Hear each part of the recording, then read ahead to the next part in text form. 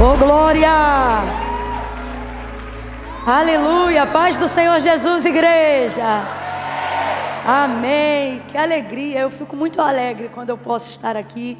Eu quero agradecer mais uma vez a honra do convite, porque de verdade é um convite muito honroso.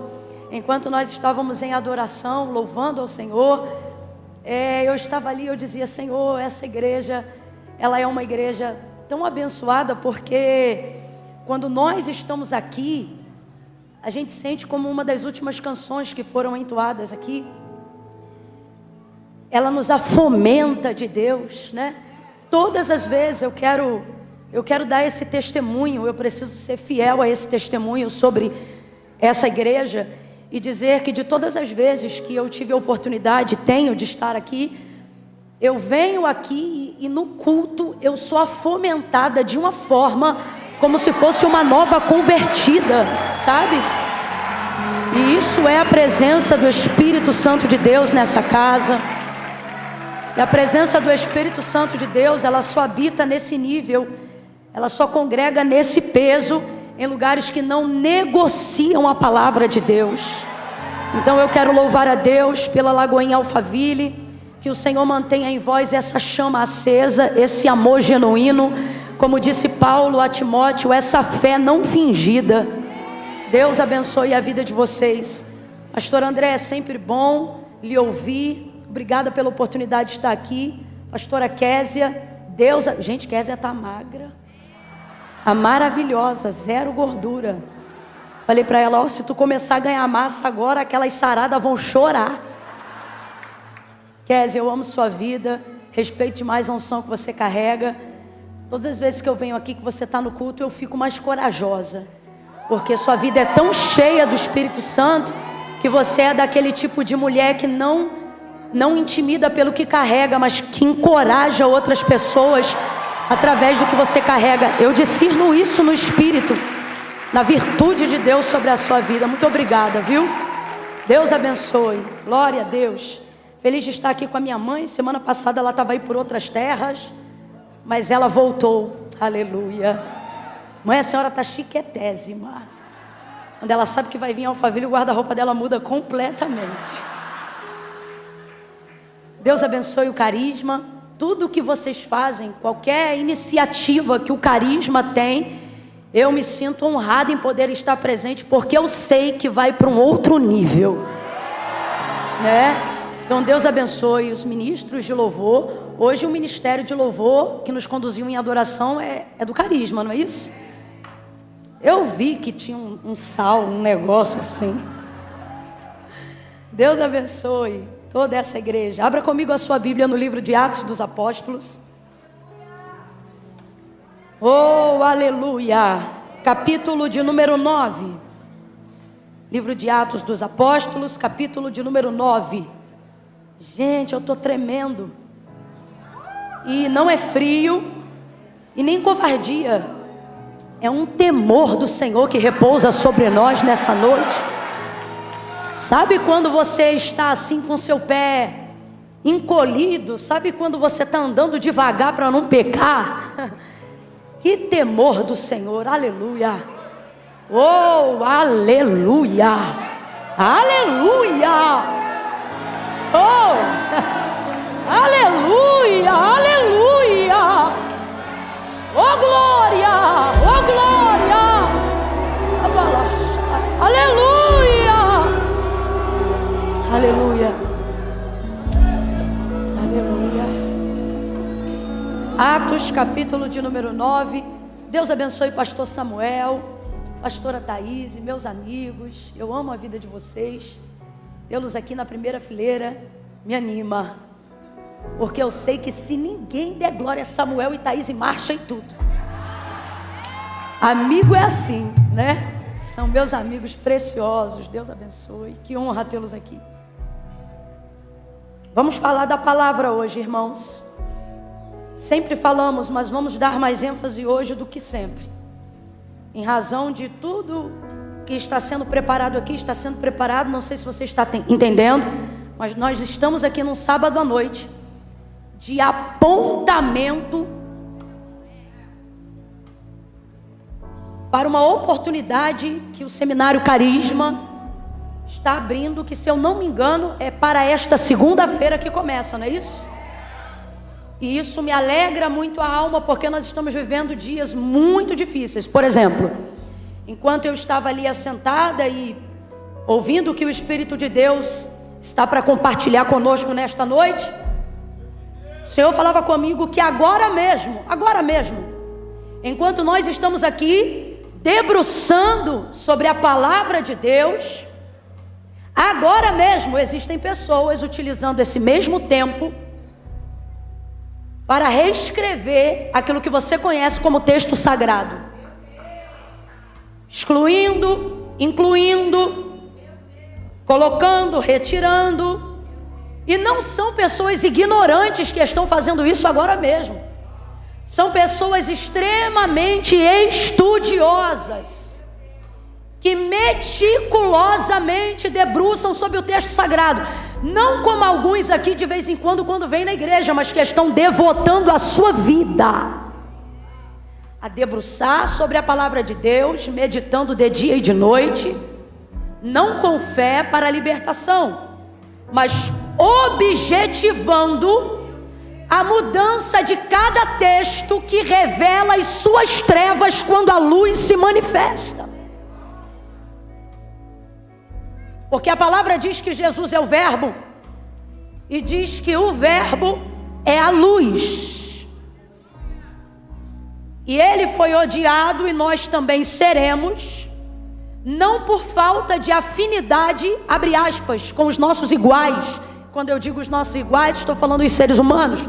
Mas seremos odiados porque a luz, assim como quando Cristo veio, manifestou-se nas trevas, e as trevas não a compreenderam. E por que não? Porque suas obras eram mais. Todas as vezes que a palavra de Deus é manifestada, ela lança luz, revelação, entendimento a tudo que está em trevas, a tudo que está em oculto. Então veja, porque algumas pessoas não só não concordam, mas odeiam, repelem e trabalham contra aquilo que a palavra de Deus diz, porque a palavra de Deus manifesta luz sobre as suas obras que estão nas trevas, que de acordo com a palavra de Deus são mais.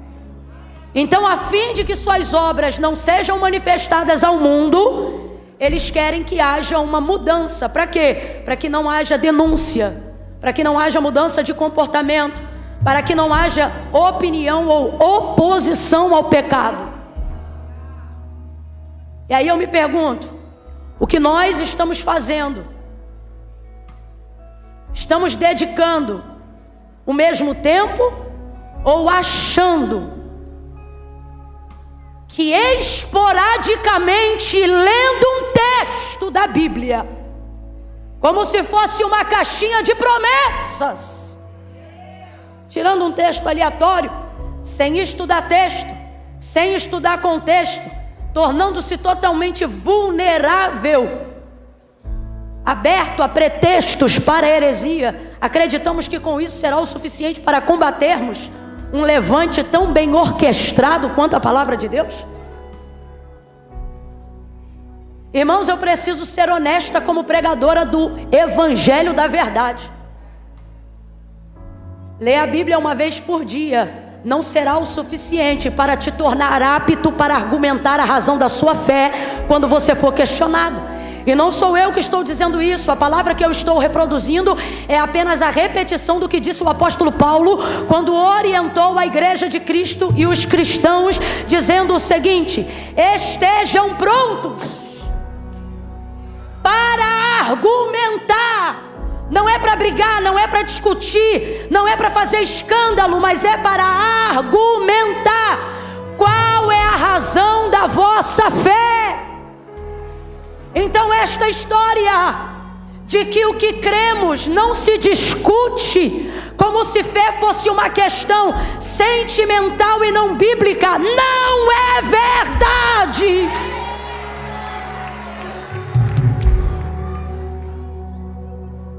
Você precisa. O que eu vou falar agora vai parecer loucura para alguns, mas Eu preciso falar porque está sendo registrado. E é bom que não só eu, mas muitos outros também ouçam isso.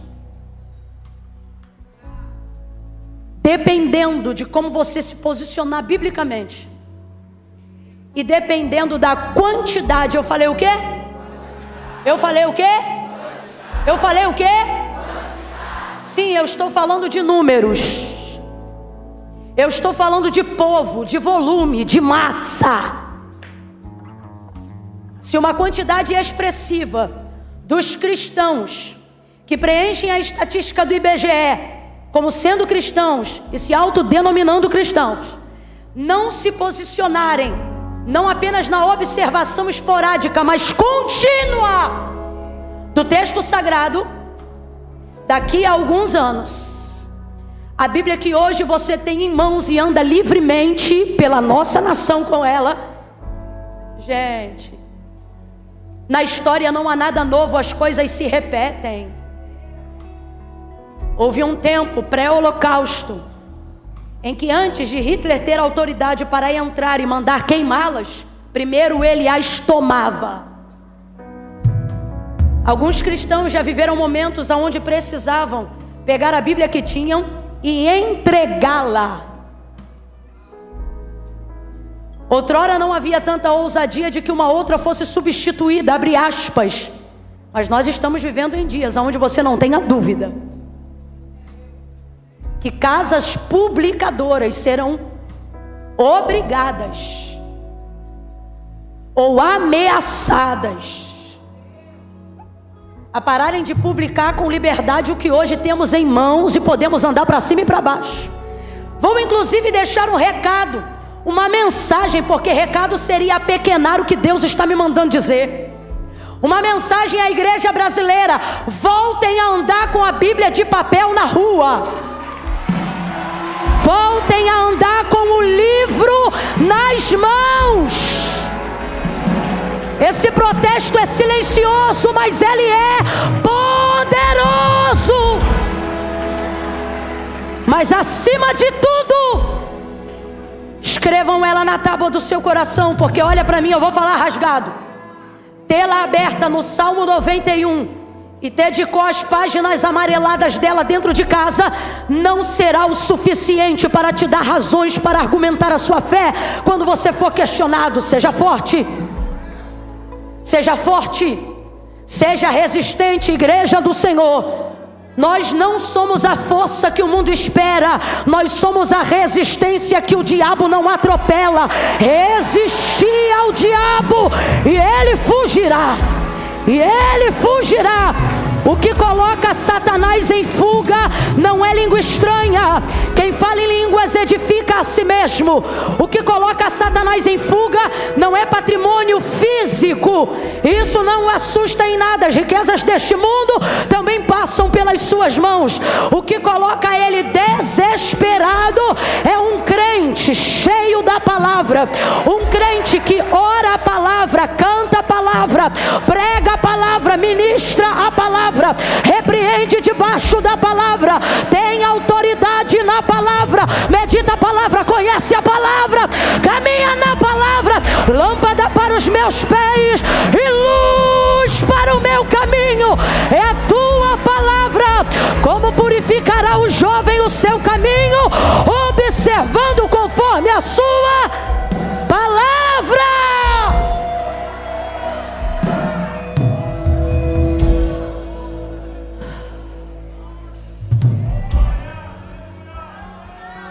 Olha para o seu irmão, que eu não vou comer esse rolo sozinha não. Olha para o seu irmão e diga assim para ele: leia a Bíblia. Diga assim: leia ela toda. Ela é um livro. Diga para ele ou para ela: leia de Gênesis a Apocalipse.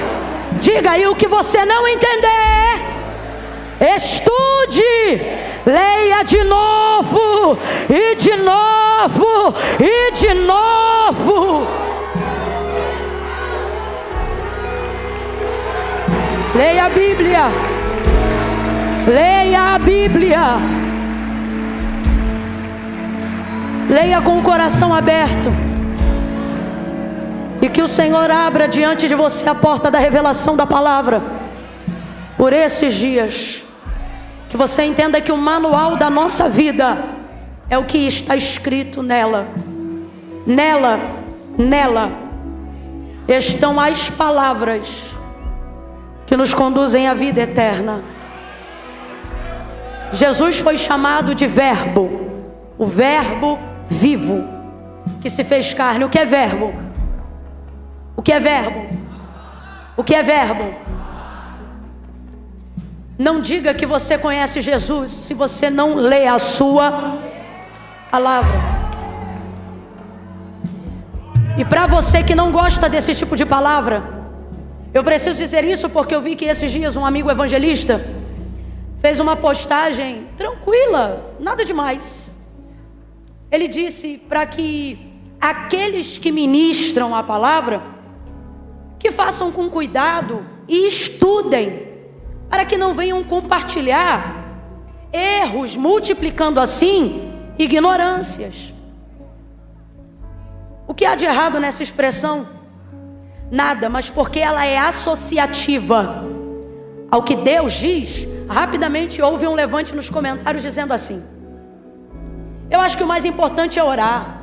Se o crente estiver cheio de unção, nada disso importa. E coisas desse tipo que só manifestam a ignorância de quem não lê e de quem não sabe o poder que há nelas. Inclusive, as orações destes que acham que oram muito não são respondidas. E não é porque esse amigo postou isto, ou porque eu estou dizendo, mas é porque ela mesma adverte, falando sobre isso e dizendo: pedis, não recebeis.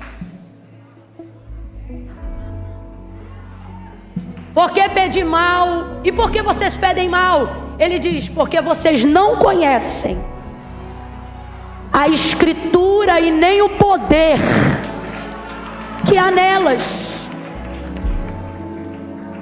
Então nós estamos vivendo em dias de muita ignorância.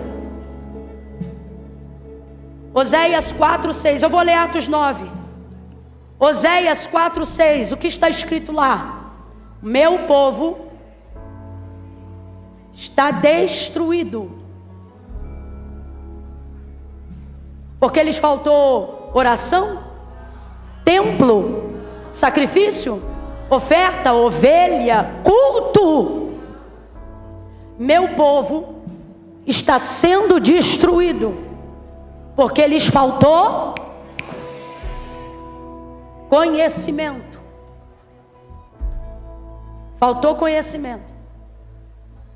Se você não buscar o conhecimento de Deus, não importa quantas horas de oração você dedique, se você orar fora da palavra, não haverá resposta. E aquele que se aproxima de Deus não pode pedir como se não esperasse alguma coisa. Porque diz assim o autor da carta aos Hebreus: é necessário que todo aquele que se aproxima de Deus creia que Ele existe e que Ele é galardoador daqueles que o buscam.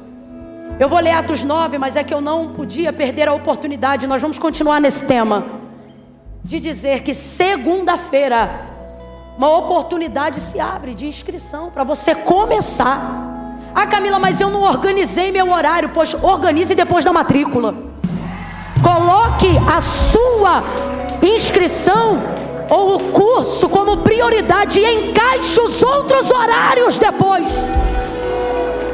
Coloque a palavra em primeiro lugar, que é o único lugar que ela deve estar.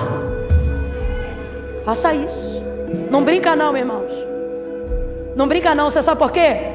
Satanás tentava Jesus quando foi conduzido pelo Espírito ao deserto, dizendo assim para ele: porque está escrito. Diga para mim, responda: o diabo conhece a Bíblia, sim ou não? Conhece mais do que eu e você, sim ou não? Ele sabe o que está escrito. E quando ele quer desviar um crente, ele não aparece de chifre e cauda. Ele aparece usando os textos, fazendo sua mente ficar confusa. E somente a mente de quem fica confusa? A mente de quem só viveu decoreba e não estudou. Vou falar rasgado. Isso aqui é uma verdade. Olha o que ele dizia: porque está escrito. Mas olha como Jesus respondia: mas também está escrito. Olha para quem está do teu lado e diga: você tem que ter o também. O que é o também? Eu não sei só o que eles usam para dissuadir a minha fé. Eu sei o que eu posso usar para argumentar contra o engodo do maligno. Está te faltando um também.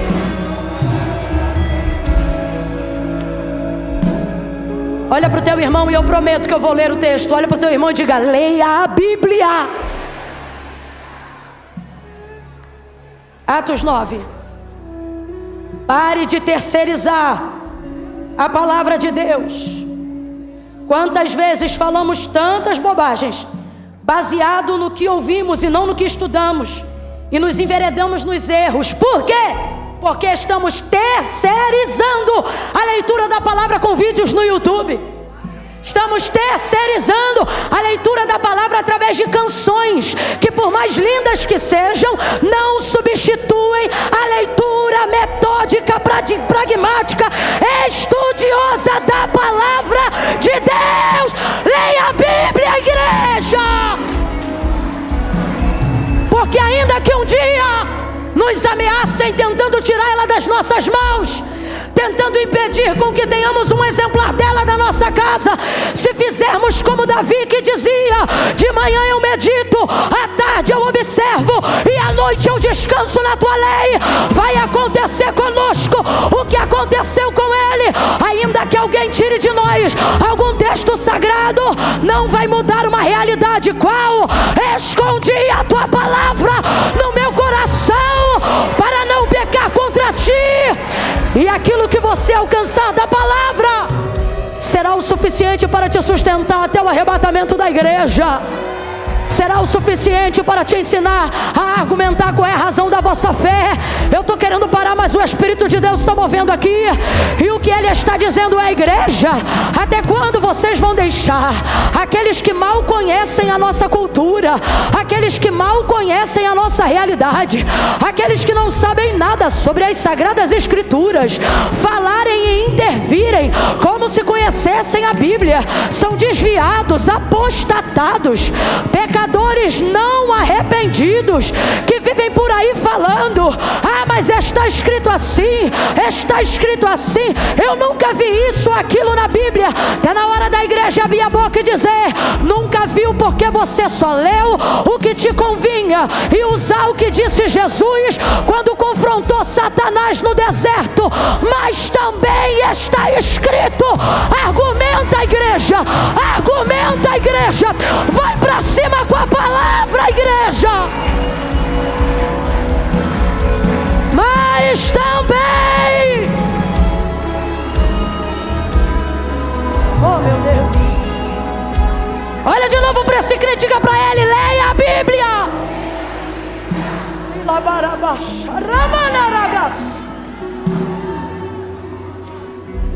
A Bíblia não é um livro comum, é um livro temido.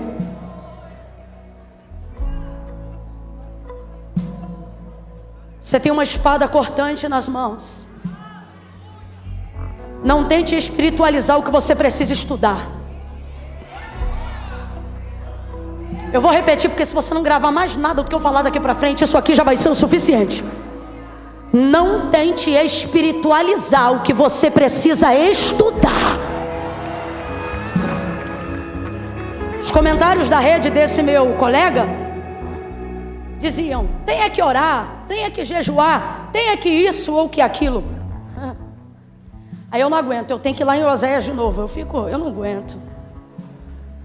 Eu não aguento, porque minhas palavras são falhas, mas a dele não.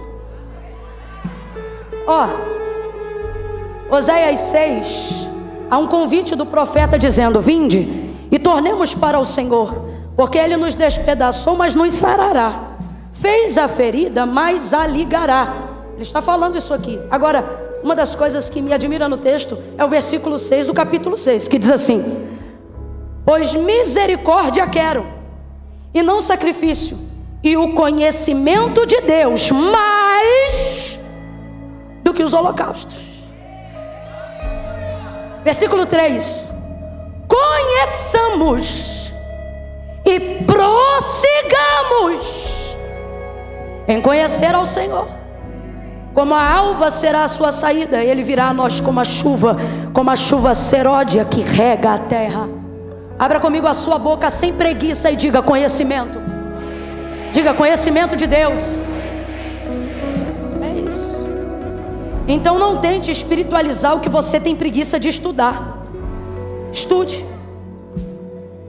E aí, através desses comentários eu vi, porque nenhum deles era de ímpios, todos eles eram de crentes. Eu disse, meu Deus, quanta ignorância. Aí eu me lembro de uma frase de Tozer, aonde perguntaram para ele: o que é mais importante, orar ou ler a Bíblia? E ele respondeu dizendo: é a mesma coisa de perguntar para um pássaro qual asa é mais importante para ele voar, se a direita ou se a esquerda. Compreendeu? Compreendeu? Leia a palavra de Deus. Ela vai tornar suas orações eficazes, seus louvores poderosos, porque tudo está fundamentado nela. Quem entendeu, diga amém. Amém. Olha de novo para o teu irmão e diz: leia a Bíblia.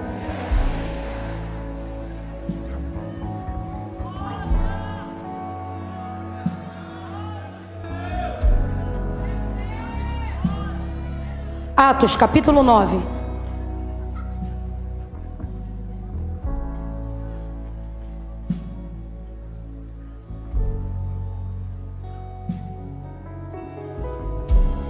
Você nem para me ajudar, dá um glória aí para me tirar desse constrangimento.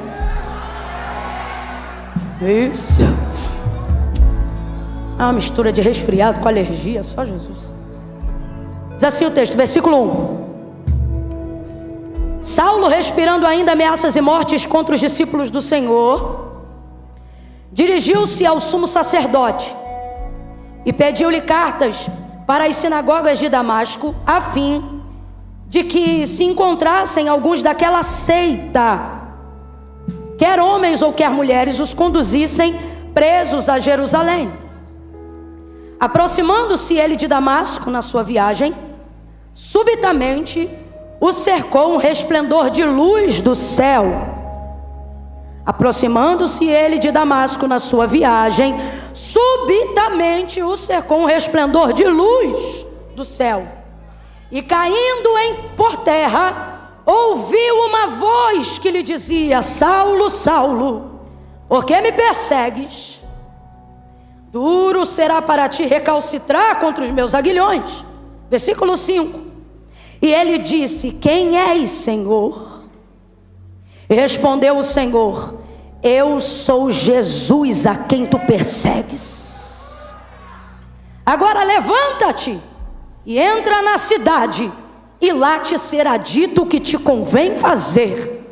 E os homens que iam com ele pararam espantados, ouvindo a voz, mas não vendo ninguém. E Saulo levantou-se da terra e, abrindo os olhos, não via coisa alguma.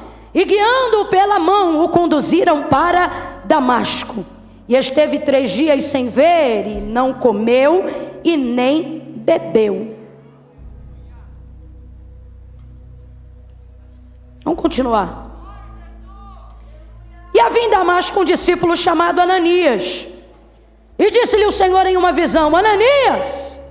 E ele respondeu: eis-me aqui, Senhor. E disse-lhe o Senhor: levanta-te e vai à rua chamada à direita e pergunta em casa de Judas por um homem de Tarso chamado Saulo, pois ele está orando. Era para ter dado um glória a Deus. Ele já está mais convertido que eu e você. Tem nem 3 dias de conversão e o menino já está orando.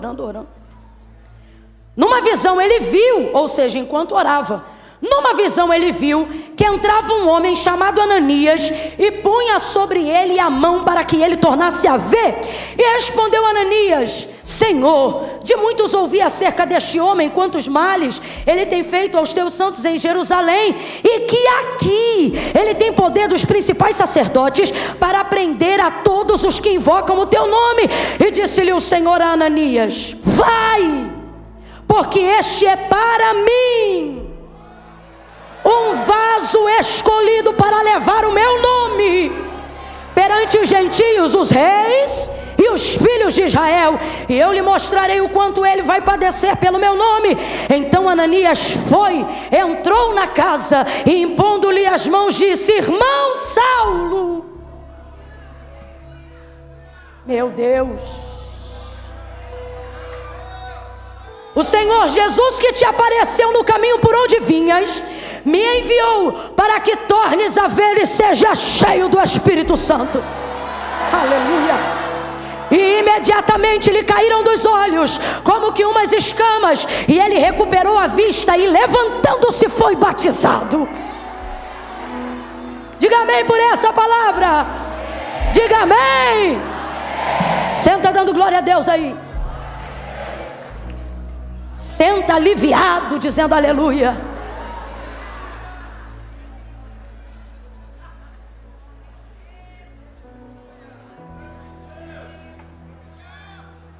E vocês não reclamam de estar sentando só agora não, porque tem, dá uma olhada lá para trás, tem gente que não pode sentar nem agora, está em pé, mas está aqui pela palavra,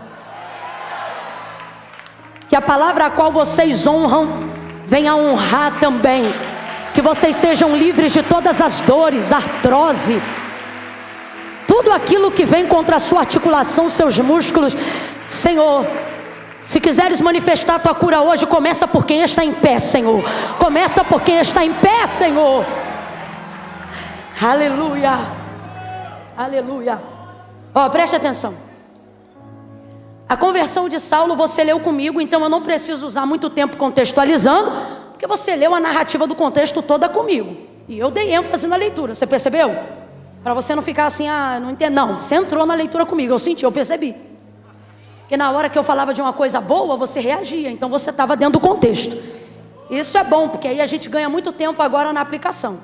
Então veja, na conversão de Saulo no caminho de Damasco, ele foi cercado subitamente, e o texto diz: um forte resplendor de luz do céu, e daquela luz saiu uma voz: Saulo, Saulo, por que me persegues? Responda para mim, quem era a luz? Quem era a luz? Por que Jesus se manifestou em luz? Essa é uma das perguntas que cabe dentro desse contexto. Porque, por exemplo, quando Deus se manifestou para revelar o chamado de Moisés, Êxodo capítulo 3 na sarça, ele, por exemplo, não se revelou em manifestação de luz, mas num fogo que queimava na sarça, mas não a consumia. Isso também fala sobre uma manifestação de Deus para a revelação de um chamado. Mas no caso de Saulo, você não vê nenhuma manifestação que varia sua forma no sobrenatural. Mas essa manifestação, ela aponta de maneira tremenda tão somente para Cristo como Senhor. E por que a gente tem certeza disso que a gente está falando aqui agora? Porque quando João vai escrever a biografia de Cristo, diferente de todos os outros discípulos, evangelistas, apóstolos, ele vai começar a narrativa da biografia de Cristo de um jeito totalmente diferente de todo mundo. Ele não começa no ventre de Maria, ele não começa falando sobre o anúncio de Gabriel. Talvez isso se dê pelo nível de proximidade que João exerceu ao longo do ministério, ou do cumprimento do ministério de Cristo aqui na terra. Você vai perceber que no maior momento de dor de Cristo, só lhe sobrou João no Calvário, com Maria, sua mãe, e mais algumas mulheres. Houve em algum momento alguma dispersação de todos aqueles que eram seus mais chegados, exceto João. Talvez por isso ele revele com tanta autoridade no texto sobre si próprio, quando ele fala alguma coisa do momento dele com Cristo, dizendo: o discípulo a qual Jesus amava. Só que isso só aparece no texto que ele escreve.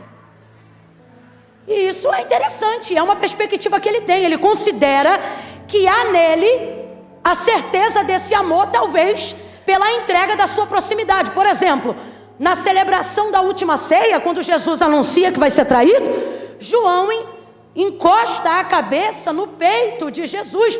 E há uma solicitação de outros discípulos, como Pedro, por exemplo, para que lhe fosse perguntado quem o trairia, demonstrando um nível de intimidade. Não é que Jesus não desse para os outros, mas é que ele acessava com menos constrangimento. Aí ele encosta a cabeça no ombro, ou aqui na altura aqui desse canto do ombro, que é onde eu imagino, por causa do posicionamento da mesa. E aí ele pergunta: quem é, Senhor? E isso é um nível de proximidade, de intimidade, de alguém que entende que a oportunidade está sendo dada para todos, mas só será desfrutada por quem tem coragem de chegar mais perto. E aí vai ouvindo. E aí ele pergunta. Isso revela de fato uma intimidade, uma proximidade. Então você percebe que João viveu alguns momentos com muita exclusividade, porque chegou mais perto. E um deles, sem dúvida, o épico, o apoteótico de todos, foi o momento da crucificação de Jesus, onde ele se manteve junto até o final. Eu percebo que ele tem um prisma da revelação de Cristo um pouco diferente dos outros que se atém um pouco mais aos fatos. João conseguiu transcender. Por exemplo, nessa biografia de Cristo, o Evangelho de Jesus, segundo escreveu João, capítulo 1, ele não começa a narrativa falando sobre o mensageiro Gabriel, sobre o nascimento de Jesus no ventre de Maria. Ele já começa em Gênesis, considerando que quando Moisés recebeu a revelação da criação do mundo, ele era a pessoa que já estava lá no haja luz.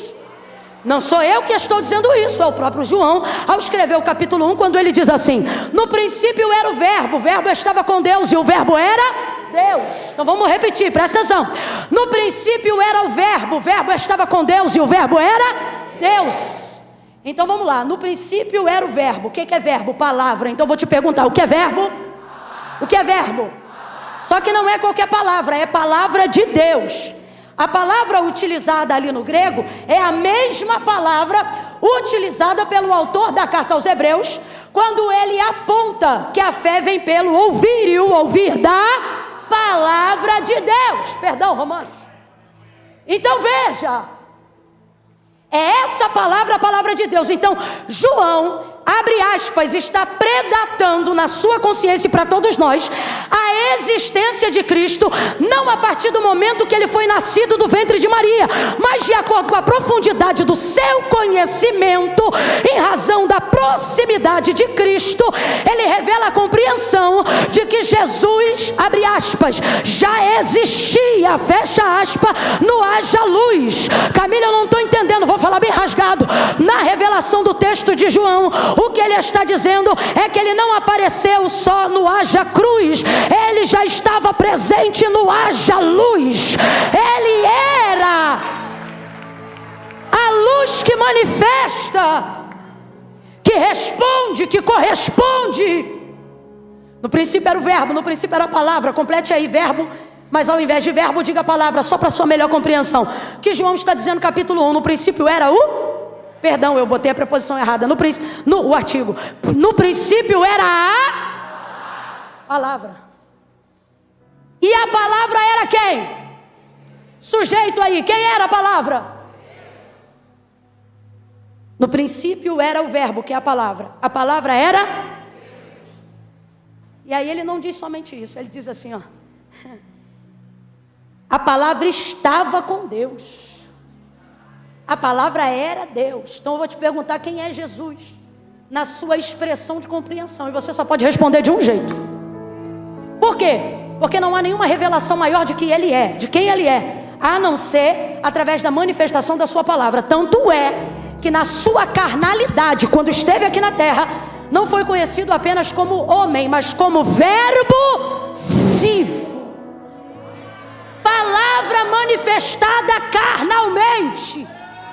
humanamente. Por isso João continua no mesmo texto dizendo: e vimos a sua glória como a glória do unigênito do Pai. E vimos, sentamos com ela, oramos com ela, conversamos com ela, almoçamos com ela, jantamos com ela, e vimos a sua glória como a glória do unigênito do Pai, cheio de graça, justiça e verdade. Por quê? Porque Jesus é Deus. Por isso João não o vê ou não dá da sua existência na sua consciência apenas no conhecimento do nascimento de Maria, mas ele data desde o que ele compreende como manifestação da palavra revelada em Gênesis. O que está escrito lá? No princípio a terra era sem forma e vazia, o Espírito de Deus se movia sobre a face das águas, e disse Deus: haja luz, e houve luz. Volta para João 1. No princípio era o verbo estava com Deus, o verbo era Deus. Ele continua: nele estava a vida.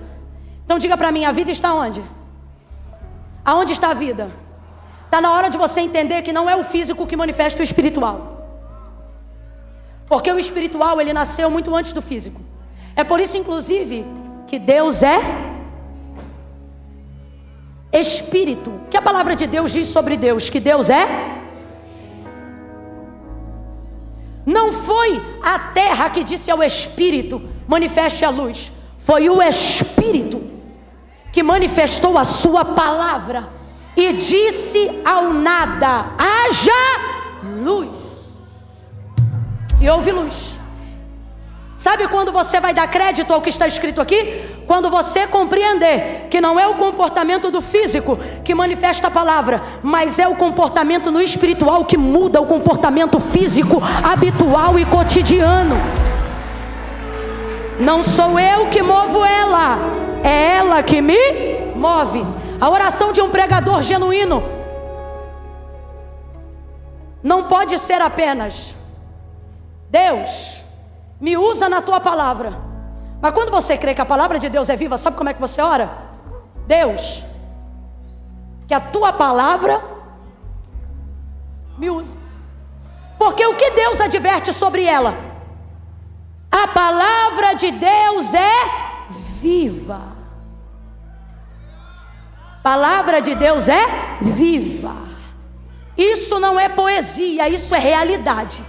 Enquanto você achar que isso é filosofia, essas palavras vão ser como a leitura de qualquer outro livro.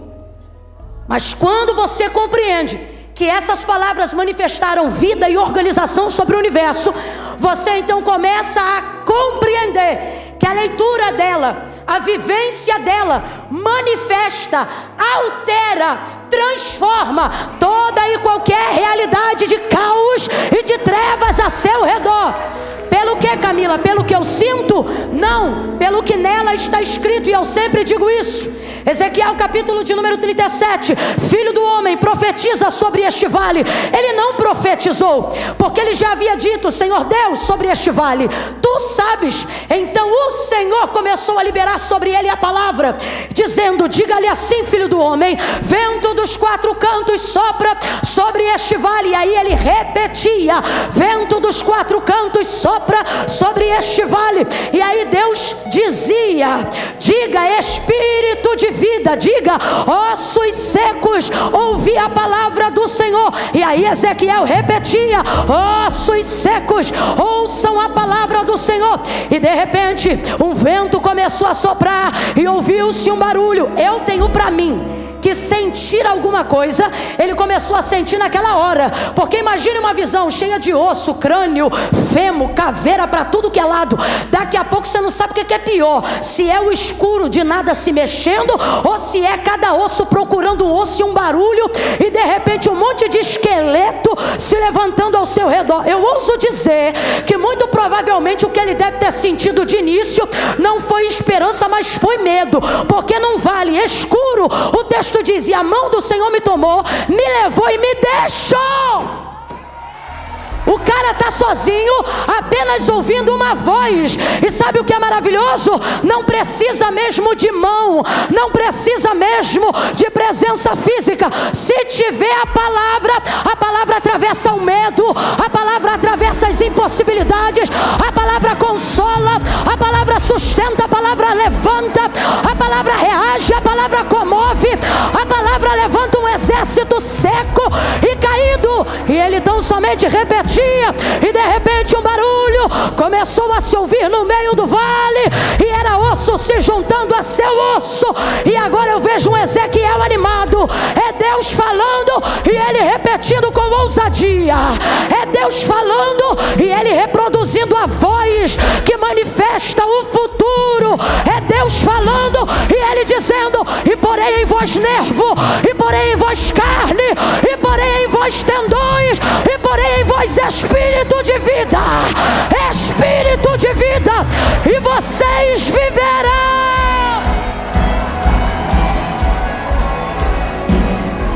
É uma visão. É uma visão que aponta para o estado atual e para o futuro de Israel.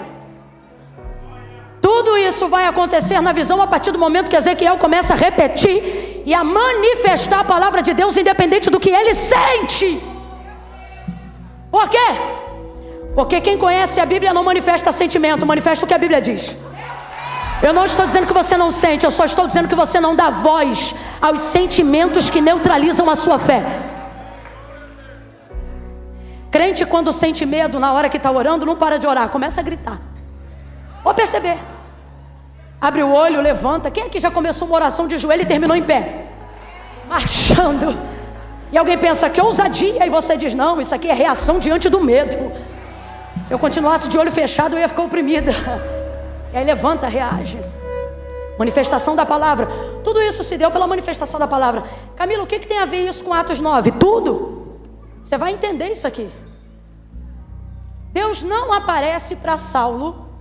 Jesus não aparece para Saulo para o seu momento de conversão de nenhuma outra forma senão num forte resplendor de luz. Volta para Gênesis 1. No princípio era o verbo estava com Deus, no princípio a terra era sem forma e vazia. O Espírito de Deus se movia sobre a face das... Se movia, mas não fazia nada. Eu já disse isso da última vez que eu estive aqui, mas vou repetir para levar-nos ao caminho que Deus abriu para nós hoje. O Espírito de Deus se movia sobre a face das águas, mas não realizava nada, não operava nada. Enquanto o Espírito de Deus, não é das trevas, não é de Satanás, é o Espírito de Deus, se movia sobre a face das águas, ele realizava alguma coisa? Mas é o Espírito de Deus. Mas ele fazia alguma coisa? Não, ele não realizava nada, ele não trouxe à existência nada. Eu não sou contra mover, pelo contrário. Eu sou quase que uma expressão do mover. Se tem uma pessoa, irmão, que tem prazer no mover, Deus é minha testemunha. Olha, eu já fiz coisa que eu só não preciso te contar, porque tu já deve ter visto na internet. De marchar, de ir, de vir, mover. E o mover pode ser de Deus, porque o texto diz que o mover era do Espírito de... mas não realizava nada. Por quê? Porque pode ser mover e pode ser de Deus. Mas é um princípio, está em Gênesis. Pode ser mover e pode ser de Deus. Só que o mover não tem poder transformador. Mover, escute isso. Mover aqui não manifesta a palavra. Não manifesta. Ó. Deus está movendo sobre o abismo das águas, mas não realiza nada. E é o Espírito de... mas não está fazendo... não realiza, não opera, não dá comando, não transforma. Quando é que começa a reagir? Verso 3. E disse Deus. Agora diga para mim com inteligência, vem para cá. Pode esse Deus, detentor de todo o poder, fazer tudo o que existe e vemos que passou a existir em Gênesis 1? Pode ele num pensamento ter manifestado tudo se quisesse, sim ou não? Ele poderia com uma respiração ter criado tudo? Ou sem que expressasse nada, apenas um pensamento poderia ter feito tudo existir imediatamente de uma vez só, sim ou não? Mas ele operou assim?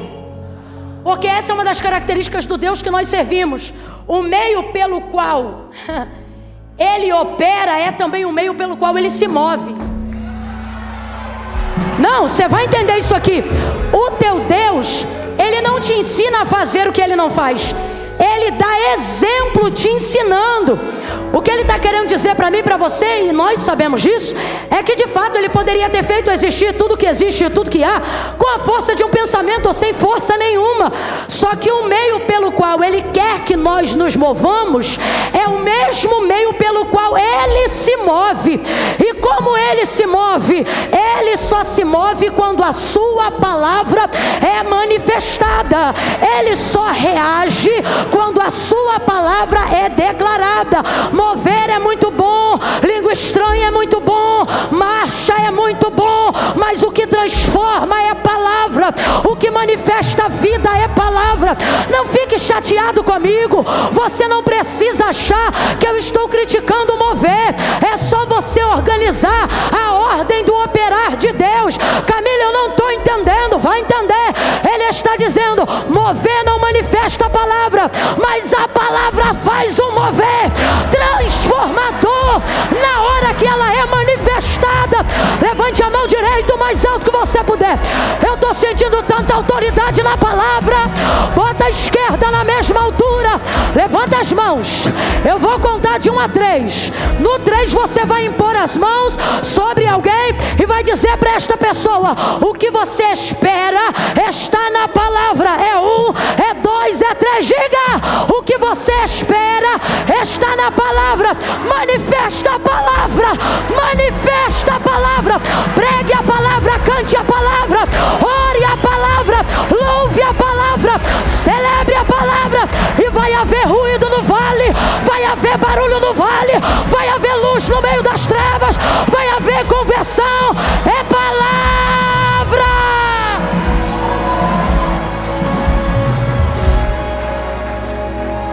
Eu tenho sido repetitiva nestes dias, mas é porque nós precisamos colocar a palavra de Deus no único lugar que ela funciona. Aonde, Camila? Ela não pode ser o recurso do desesperado, ela precisa ser a escolha do sábio. Palavra. Aí eu acho, não, o que a palavra de Deus diz? Davi, por meditar nela sempre, ele dizia assim, Salmo 119, um tributo a ela. Ele dizia: tu me fizeste mais sábio do que os meus conselheiros. Por um único motivo, qual? Eu provavelmente medito na lei e sou devoto a ela mais do que eles. Essa é a única forma. Ele diz: tu me fizeste mais entendido do que os anciões à minha volta. Mas vai olhar a conduta dele. Só salmodiava a palavra, louvava a palavra, orava a palavra. Veja os homens que tiveram resposta da sua oração. Eles não diziam: Deus eu quero, Deus eu penso, Deus eu acho, Deus tu podias. Eles oravam dizendo, pode olhar, eles oravam dizendo assim: porque tu disseste. E eles eram respondidos. Por quê? Porque o meio pelo qual Deus se move é o mesmo meio pelo qual Ele opera. Então veja, Ele só reage diante da sua. Deus me ama muito, mas não tem compromisso com meus sentimentos ou a minha vitimização.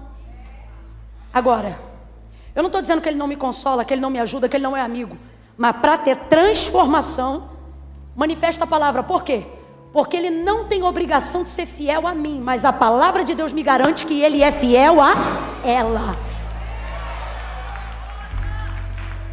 Então, quando eu coloco diante dEle, não o que eu quero, mas o que Ele me garantiu, aí acontece com a gente o que aconteceu com ele e Moisés. Ele dizendo: Moisés, vou destruir o povo, tira o teu povo de diante dos meus olhos. E Moisés dizendo para ele: meu povo não, porque quando tu me disseste, vai libertar o meu povo, o que ele está dizendo? Tu não me disse que o povo era meu, tu disseste que o povo era teu. Moisés, nós vamos começar uma nova geração agora a partir de você. E como que vai ficar o que tu disseste a Abraão?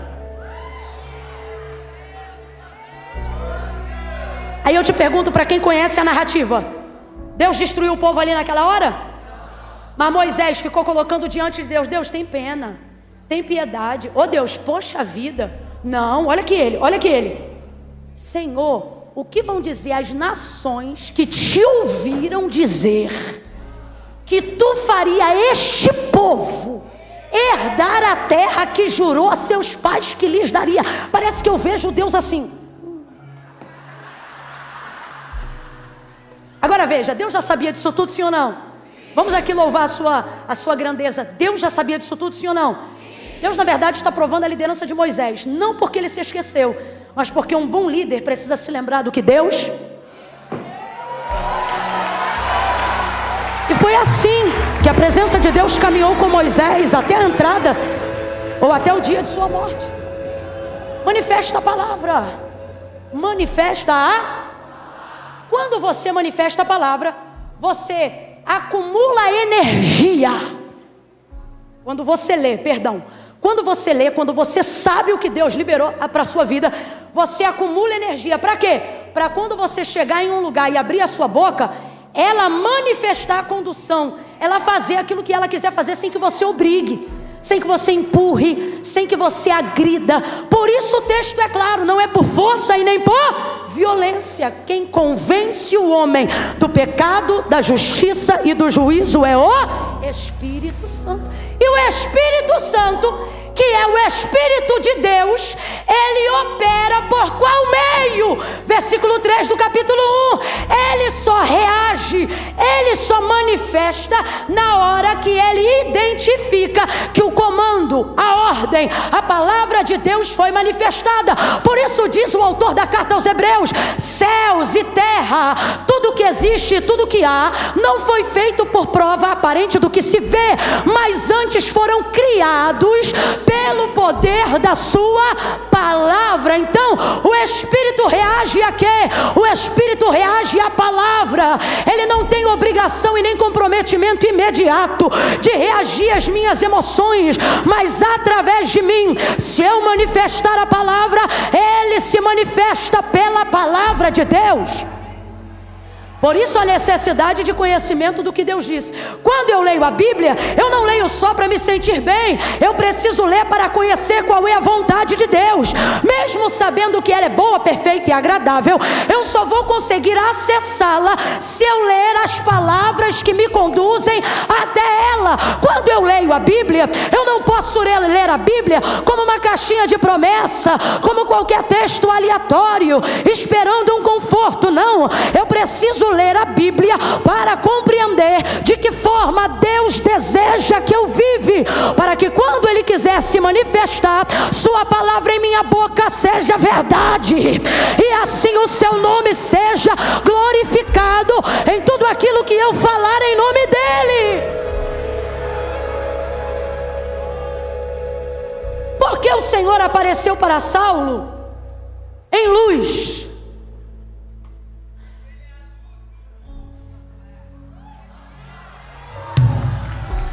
E por que tomou a forma de luz para falar com Saulo? Porque Saulo vivia nas maiores trevas que um homem pode viver. Os rituais de malignidade, Camila? Não. As maiores trevas que um homem pode viver é na ignorância, é na falta de conhecimento. Preste atenção, olhe para mim. Qual é a prioridade? Bote a cabeça para pensar. Qual é a prioridade de Satanás no mundo? Camila, eu tenho para mim que uma das principais áreas que ele entra é no adultério, para destruir casamentos e famílias. Cocaína, para viciar pessoas nas drogas e levarem elas à consumação de suas próprias vidas. Vícios, bebedeiras, pornografia e tantos outros pecados da carne. Presta atenção. Todos esses pecados, para que sejam consumados, dependem de parceria. Por exemplo, Judas saiu possesso da celebração da última ceia. Eu disse que ele saiu possesso, mas você não vê ele uivando, você não vê ele com nenhum comportamento de manifestação demoníaca física, mas saiu possesso. Mas antes de tomar a decisão fatídica de entregar Jesus, quando Jesus lhe deu a oportunidade dizendo: olha, aquele que mete a mão no prato comigo é o traidor, é o que há de me trair. Aí ele sabe que é ele. Aí ele olha para Jesus, Jesus olha para ele e diz: o que tens a fazer? Faz-o depressa. Como quem diz: a oportunidade de se arrepender está aqui agora. Mas ele não quis. O texto diz que ouvindo isso, ele se levantou da mesa e saiu. E saiu para quê? Para consumar o que já tinha desejado. Mas olha a parceria entrando aqui, olha a parceria. Possessão não entra do dia para a noite, tem que ter parceria. Olha a parceria. Você lê o texto antes da ceia, ele vai cear. E o texto diz assim: tendo o diabo posto no coração de Judas trair Jesus. Então veja, tendo o diabo posto. O que o diabo fez? Sugestão. Quando ele levanta e vai cumprir, consumação. Aí olha o que o texto diz. Antes, tendo o diabo posto no coração de Judas trair Jesus. Aí passa a ceia, ele ceia, levanta e vai trair. Quando ele levanta, que ele sai da mesa, aí o texto diz assim: tendo então Satanás entrado. Olha como é que muda, pode olhar o texto em casa. Antes da ceia, sugestão. Depois da ceia, possessão. Pode olhar o texto em casa. Responda para mim, teve que ter parceria para ter possessão, sim ou não? Sim ou não? Porque ele não recusou a sugestão, deu legalidade para a possessão. Você me sugere e eu realizo. Que é isso? Parceria. Você faz sua parte, eu faço a minha. Então veja, todas essas obras, Satanás conta com a atividade de alguém. Mas tem uma que ele trabalha prioritariamente para que não dependa nem da atitude dessas pessoas.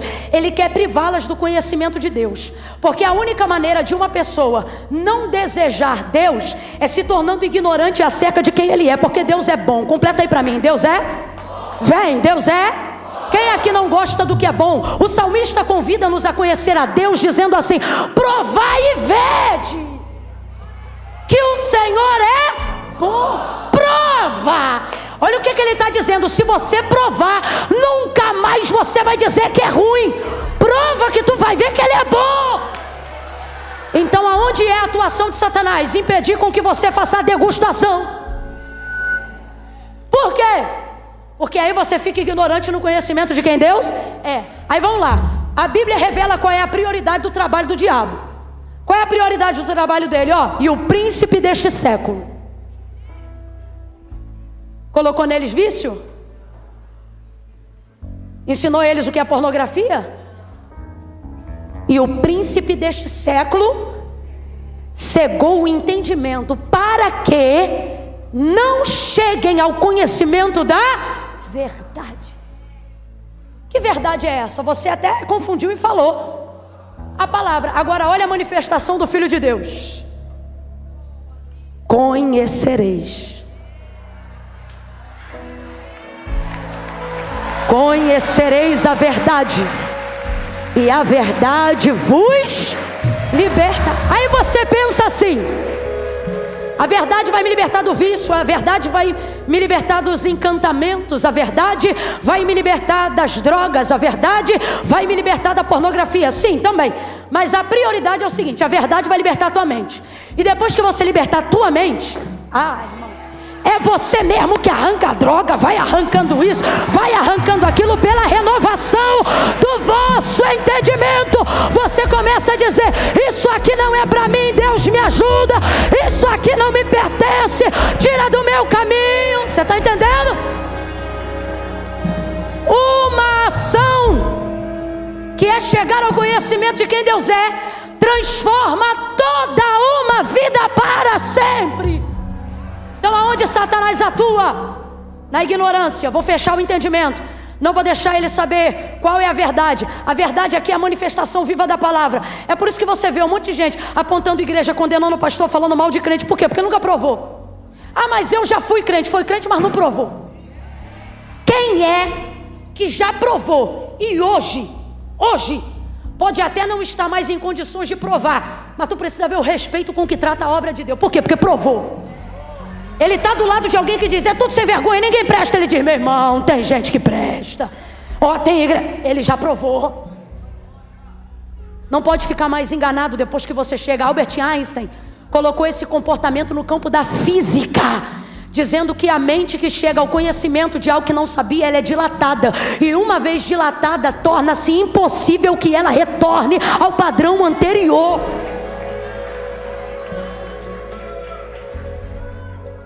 Por que o Senhor aparece em luz, subitamente cercando Saulo, para manifestar-lhe as trevas da sua ignorância? Por que falamos ignorância? Porque o problema de Saulo é só um: ele não persegue o evangelho por acreditar que o evangelho mereça perseguição, mas por ele acreditar que o evangelho é uma seita e Jesus não passa de um charlatão. Então veja como Paulo se assemelha a nós quando o assunto é ignorância. Ele não faz o que é errado porque quer errar, mas ele faz o que é errado porque acredita piamente que está fazendo a coisa. É o maior nível de arrogância que nos leva a pecar.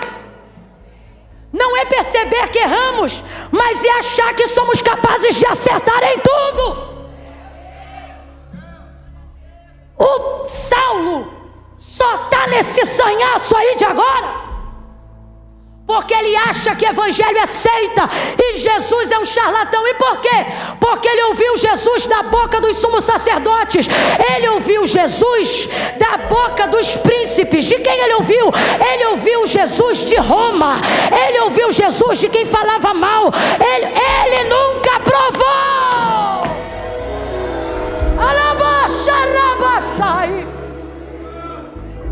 Quem fala mal é porque não provou.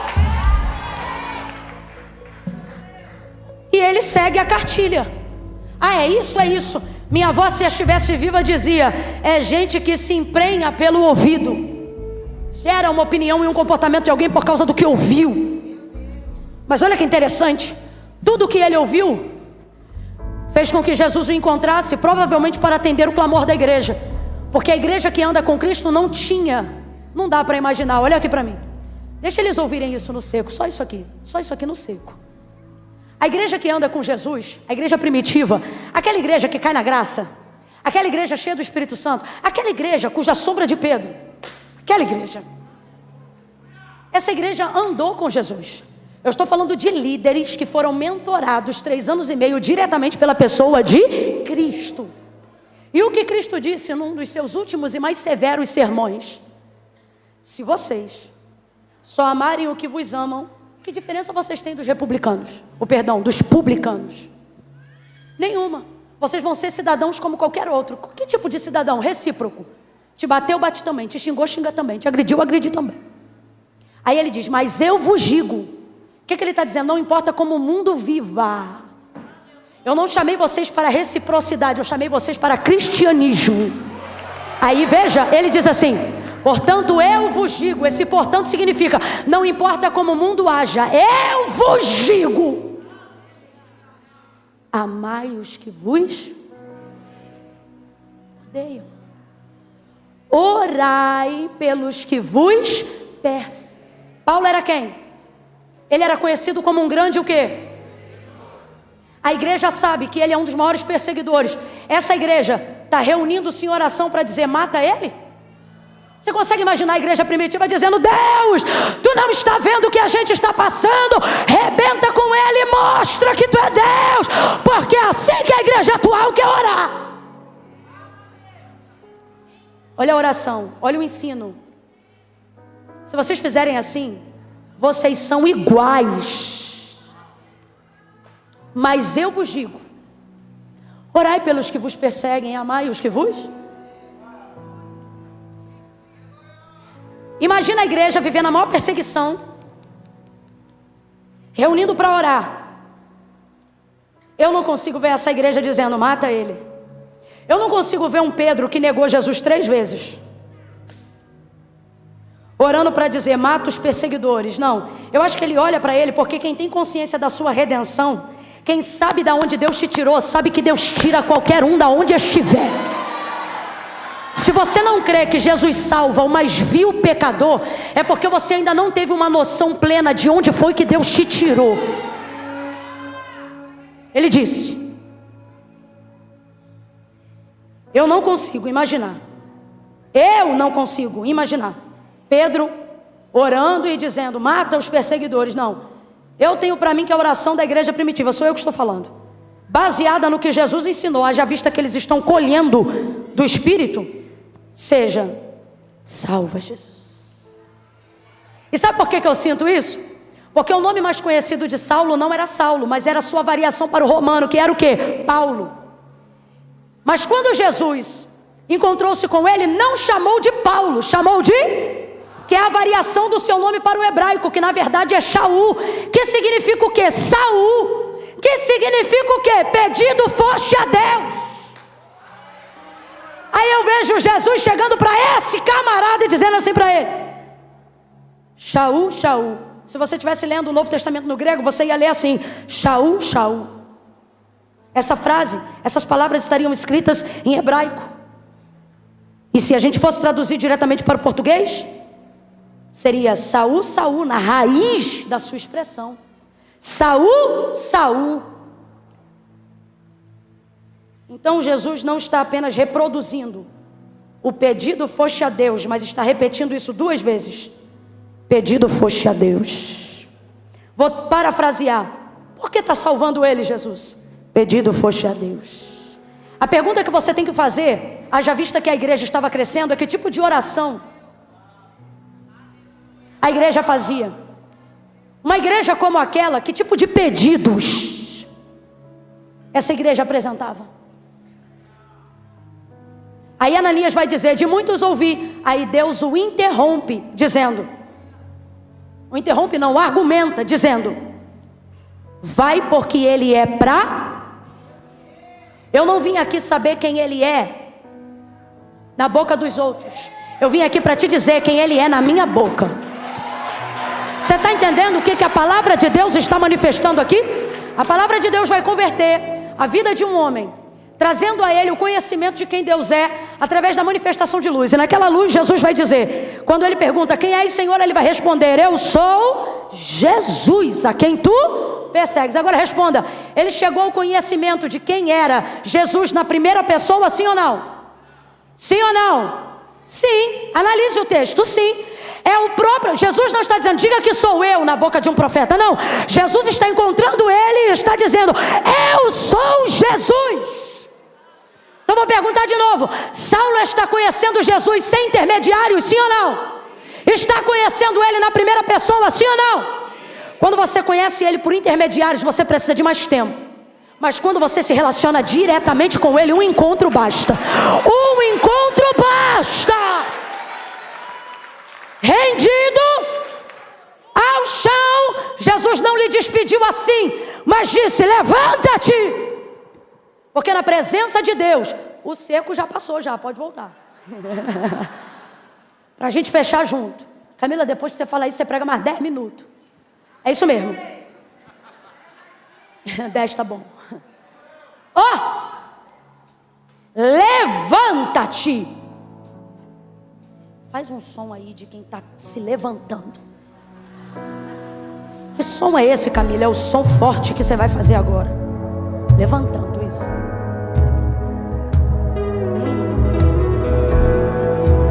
Olha para o teu irmão e diga assim, você pode até iniciar no chão, caído, humilhado, arrependido, mas jamais, olha para ele e diga, jamais você vai ser despedido no chão, caído, humilhado. Ele está dizendo, quem me encontra pode até chegar caído, mas vai sair de pé. Ele diz para Saulo, levanta-te, levanta-te. Agora que você reconheceu quem eu sou, se ergue. Agora que você sabe quem está te chamando, reaja. Levanta-te, levanta-te, levanta-te, ergue, entra na rua chamada direita. E ele se levantou, cego. Ei. Ele se levantou como? Era necessário. Por quê? Porque a melhor maneira de aguçar o que você precisa ouvir é de olhos fechados. Camila, mas e o departamento dos meus irmãos aqui que precisam de olhos abertos para fazer a leitura, ou labial, ou por interpretação? Eu amo o que disse Jesus em Mateus 13, porque ele me dá respaldo para o que eu estou entregando, inclusive para estes meus irmãos. Você fala tudo que eu estou falando, hein, menino? Você não fica com medo de falar nada não, hein? Jesus disse: não são surdos os que não ouvem, mas os que ouvindo não recebem. Então o que Jesus está dizendo? Que a aceitação da sua palavra não vem pelo volume de uma voz, mas pela obediência do que lhe foi ordenado. Para Deus, não escuta mais quem ouve, mas escuta melhor quem, entendendo, obedece, se submete. Foi o que fez Paulo, submetido completamente ao senhorio de Cristo, rendeu-se. E ele disse: levanta-te e entra em Damasco. Cego, cego sem nada ver, cego, cego sem nada ver, aguçou a sua audição, porque a fé vem pelo e o ouvir. Enquanto ele ora, Deus mostra para ele um homem chamado Ananias. E Ananias está em casa morrendo de medo. E Deus diz assim: Ananias, vai até ele, procura na rua direita, entra em casa de Judas. Um homem chamado Saulo está te esperando. Que Saulo? Aquele que tem carta para prender gente como eu? Pois é. É impressionante. Para cumprir a palavra, Deus dá teu nome até para quem outrora era teu adversário. Olha. Senhor, de muitos eu ouvi, vai, porque ele é para mim. Ananias obedece. Quando ele chega na casa onde Saulo estava, olha isso. Poucos momentos antes dessa hora, ele está argumentando com Deus, dizendo: Senhor, ele é um perseguidor, ele tortura, ele prende, ele tem cartas de autorização. Mas depois de ouvir a palavra, ele entra na casa dizendo: irmão, há um pouquinho de senso de humor aqui. Camila, eu não estou entendendo, isso aqui não está no sermão, mas cabe. É Deus trazendo gente hoje aqui. Sabe o que ele está dizendo? Quando você se preocupar somente em obedecer a minha palavra e não em ficar pensando ou emitindo opinião sobre ela, você vai ver gente que te perseguia te dando a paz do Senhor. Você vai se tornar o cumprimento e a manifestação da minha palavra. Gente que falava mal de você, eu vou falar. Gente que te perseguia, você vai passar por essa pessoa. E o Senhor está dizendo: você vai tomar um susto. Por estes dias ela vai dizer: irmão, como é que você está? Irmão Saulo, parece que eu vejo Ananias todo cabreiro. Irmão, o Senhor que apareceu para ti no caminho de Damasco, ele me enviou para que eu ore por você. Isso aqui é como se ele estivesse dizendo: posso orar? Impôs as mãos sobre ele, e enquanto orava, umas escamas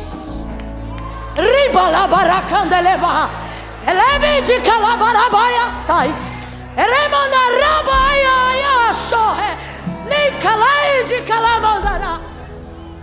Ananias vai orar debaixo de uma palavra. Vem comigo que nós vamos fazer essa oração agora. Ananias vai orar debaixo de uma, porque a palavra de Deus para ele foi: vai lá, procura na rua direita, em casa de Judas, por um homem chamado Saulo, e ora por ele. Ele não está indo orar o que ele quer, ele está indo lá orar o que Deus mandou. Enquanto ele ora, o que isso significa? Enquanto ele faz o que Deus, as escamas, como se fosse escama, começa a sair dos olhos do homem, e ele passa a enxergar. Depois de 3 dias cego, sua vista é recuperada. Tudo isso porque Ananias não parou para ouvir o que as vozes que diziam sobre Saulo pensavam sobre ele, mas ele parou para obedecer o que a voz de Deus falou sobre Saulo. Camila, eu não entendi. Quando a palavra de Deus se manifestar para te usar, ela não vem para pedir tua opinião, ela vem para exigir tua obediência. Quer ser usado por Deus? Não conteste o que Ele fala, obedeça. Leia a palavra e se acomode, se adeque, se transforme. Se for preciso se espremer, se esprema, porque estreito é o caminho que conduz à vida eterna, mas larga é a porta da perdição. Quem trouxe Bíblia de papel, pega ela. Quem não trouxe, traga da próxima vez. Volte a andar com a Bíblia. Deixe que vejam, deixe que pensem, deixem que digam. Deus diz: leia o que está aqui, você saberá o que eu penso de você. Você saberá o que eu quero de você. Eu sei que pensamentos tenho de vós, diz o Senhor, pensamentos de paz e não de mal. Deus não pensa de você o que você pensa de si mesmo. Você está errado. Menina, você está errada. Rapaz, você está errado. Deus não pensa de você o que você pensa de si mesmo.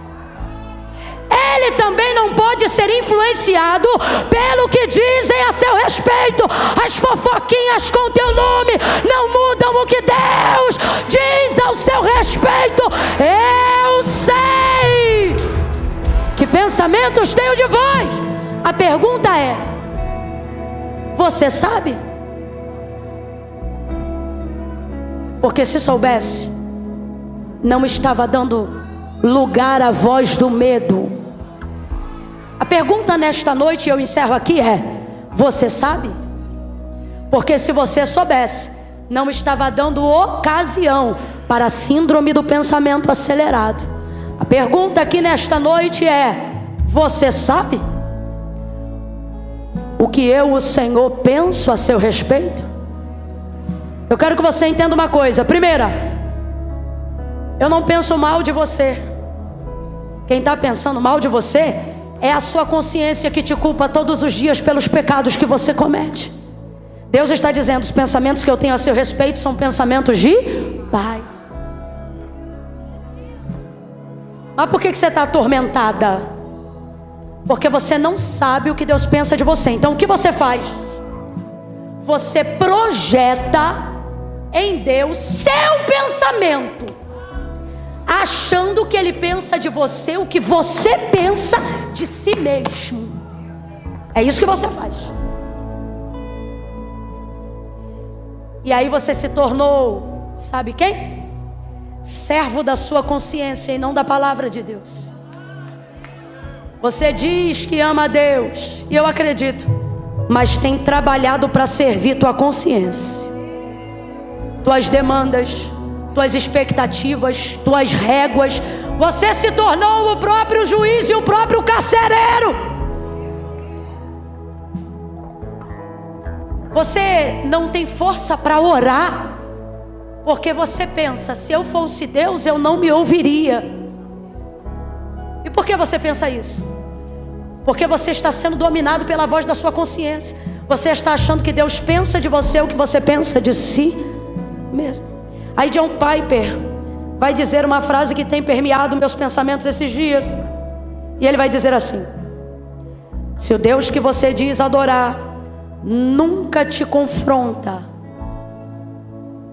nunca te diz não, é bem possível que você esteja adorando uma versão idealizada de si mesmo e chamando de Deus. Camila, eu não entendi, vou te falar. Você até diz que é servo de Deus, mas se tornou seu próprio ídolo. Vale mais para você o que você pensa de si mesmo. Por quê? Porque se valesse o que Deus disse a seu respeito, você não deixava os seus pecados te manterem distantes. Olha aqui para mim. Quem está encrencado precisa de quê? Um crime. Imagine que você cometeu um crime. A polícia te pegou. A polícia aqui é a consciência, o criminoso é você. Ela diz: vou te levar preso, você só tem direito a uma ligação. E graças a Deus você conhece a primeira pessoa que você liga, ou a primeira pessoa que você contata, é a fim de que esta pessoa traga para o seu processo advogado, alguém para te defender. Aí João vai dizer: filhinhos, não pequeis, mas se pecardes, tendes um promotor, juiz, tendes um advogado. Ele nunca perdeu uma causa, ele nunca perdeu uma batalha, ele nunca advogou e perdeu. Mas por que você não chama ele? Olha para mim. Por que quando você erra, a primeira coisa que você faz não é se aproximar de Deus, mas é se afastar dele? Porque você já não serve mais a palavra, você serve a sua consciência. E a sua consciência te diz: você não é digno, saia da igreja.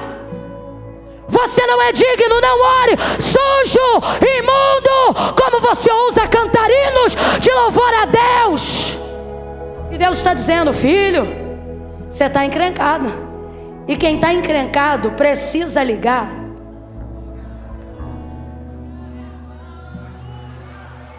Camila, se a relação é óbvia, por que ela não é executada assim?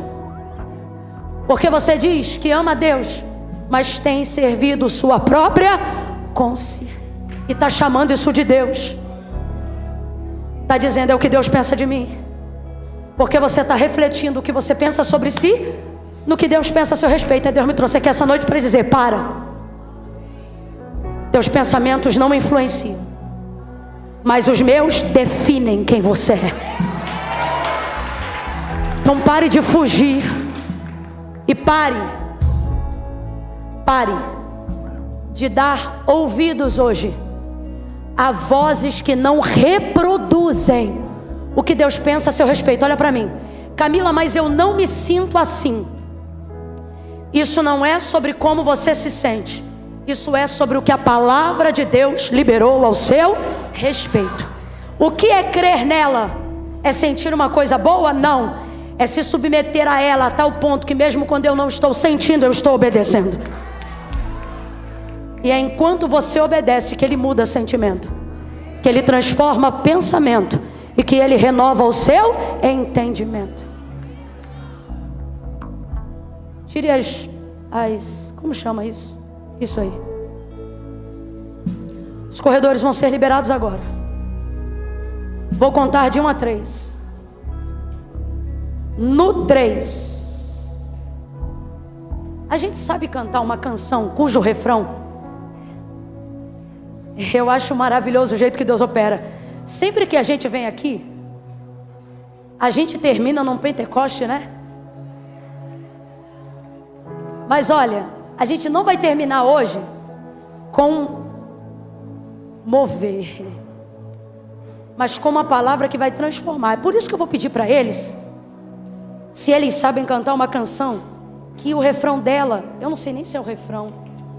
Ai meu Deus, eu sei que tem uma parte dela que diz assim: aquieta minha alma, faz meu coração ouvir tua voz, me chama para perto. Sabe, a gente sabe essa música? A gente, você sabe que são vocês, né? Como é que é o refrão dessa música? Alguém lembra? Ah, é isso mesmo? Essa música tem uma revelação bíblica incrível. Ó, porque na verdade eu descobri que tudo que eu preciso está em ti. Ó, mas meu coração é teimoso demais pra admitir. Por quê? Por causa da consciência. Sei que depender é como viver perigosamente, mas eu preciso acreditar e confiar no que eu penso de mim, no que você diz. Isso é fácil? Não é não.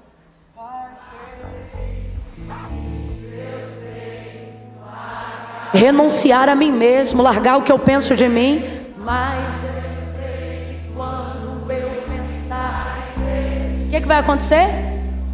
Você estará ao meu lado. Por quê? Por causa da sua palavra. De quê? De que tudo vai ficar bem. Quê? Tudo vai ficar bem. Vai logo pra parte seu carinho.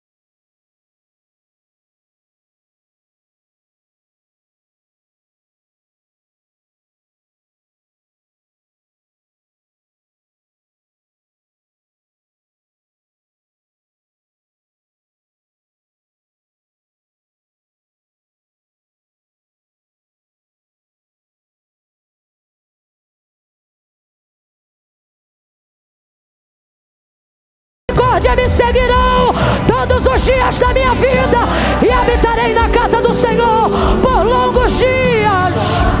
Cumpre a tua palavra, glorifica o teu nome. Segura, segura, segura. Troca de novo, troca de novo. Cadê o que eu tava?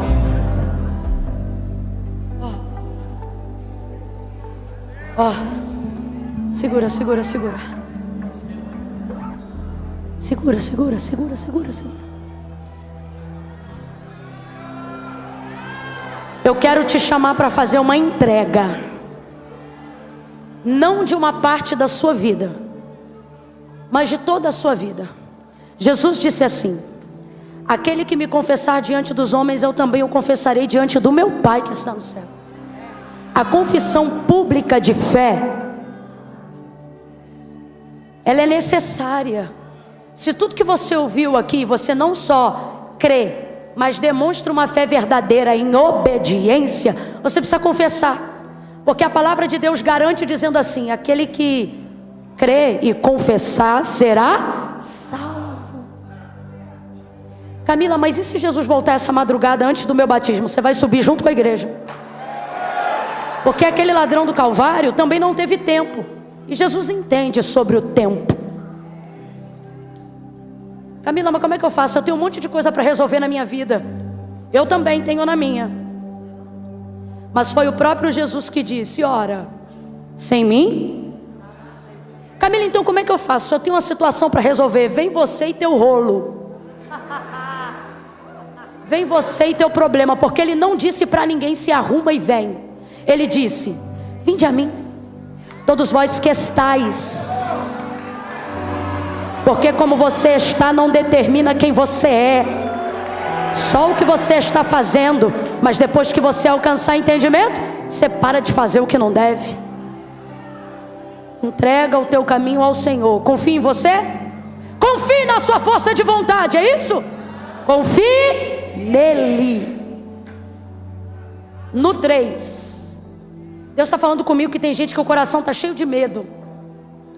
Medo de quê, Camila? Camila, eu estou com medo de ir aí no altar fazer uma aliança com Deus ou reconciliar e não conseguir me firmar. Só que o Senhor está dizendo: é por isso que eu não estou te chamando para confiar em você, estou te chamando para confiar em mim, no meu nome, diz o Senhor.